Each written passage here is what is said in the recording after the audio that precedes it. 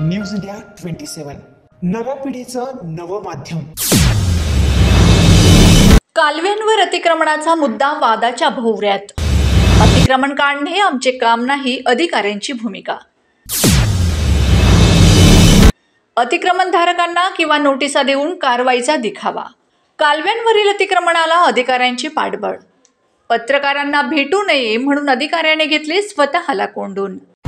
गंगापूर डाव्या कालव्यावरील झालेल्या अतिक्रमणाचा मुद्दा सध्या वादात सापडला असून अतिक्रमणाच्या प्रश्नावर अधिकारी हात झटकत असल्याचे धक्कादायक वास्तव समोर आले आहेत। अतिक्रमणाच्या गंभीर मुद्द्यावर न्यूज 27 चे प्रतिनिधी उपअभियंता नारायण डावरे यांच्याकडे कारवाई संदर्भात माहिती जाणून घेण्यासाठी गेले असता डावरे यांच्या शिपायाने त्यांच्या दालनाला बाहेरून कडी लावली। सुरुवातीला डावरे दालनात नसल्याचे सांगण्यात आले, मात्र प्रस्तुत प्रतिनिधींनी शिपायाला दार उघडून दाखवण्याचा आग्रह धरल्यानंतर दरवाजा उघडल्यावर आश्चर्यकारकरित्या डावरे आपल्या दालनातच असल्याचं दिसून आले। याचाच अर्थ पाटबंधारे विभागातील अधिकारी आपल्या जबाबदारीपासून पलायन करत आहेत का, असा प्रश्न उपस्थित होत आहे। न्यूज 27च्या प्रतिनिधींना बघितल्यानंतर सुरुवातीला डावरे यांचा पारा चढला, मात्र यामुळे महत्त्वाच्या प्रश्नांकडे कानाडोळा करून चालणार नाही अशी भूमिका प्रतिनिधींनी घेतल्यानंतर कालव्यांवरील अतिक्रमण काढण्याची जबाबदारी आमची नाही अशी हास्यास्पद भूमिका डावरेंनी घेतली।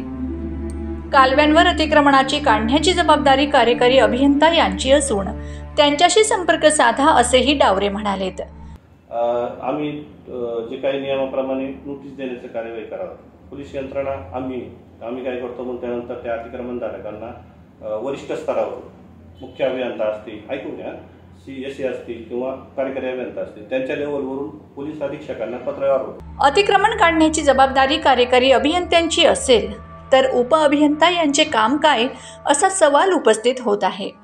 उपअभियंत्यांच्या वक्तव्यामुळे कालव्यांवर झालेल्या अतिक्रमणांना कार्यकारी अभियंता जबाबदार आहे का, असाही प्रश्न यावेळी उपस्थित होत आहे। स्वतःवर असलेली जबाबदारी कार्यकारी अभियंत्यांवर टाकून पाटबंधारे विभागातील काही अधिकारी अकलेचे तारे तोडत असल्याचे दिसून येत आहेत। त्यामुळे बेजबाबदार अधिकाऱ्यांचे करायचे तरी काय। वास्तविक शासकीय जमिनीवर कुठलेही अतिक्रमण होऊ नये म्हणून त्या विभागाची जबाबदारी असताना अधिकारी मात्र दुसऱ्याच कामांमध्ये व्यस्त असून अनेक अतिक्रमणधारकांनी आपले व्यवसाय थेट शासकीय जागेत थाटले आहेत। शासकीय अधिकारी जर बेजबाबदारीने वागत असतील तर शासकीय भूखंड कसे सुरक्षित राहतील, असा सवाल उपस्थित केला जात आहे। अशा पद्धतीचा बेजबाबदारीचा कारभार सध्या पाटबंधारे विभागात सुरू असून जिल्हाधिकाऱ्यांनी याची दखल घ्यावी अशी मागणी सर्वसामान्यांकडून केली जात आहे।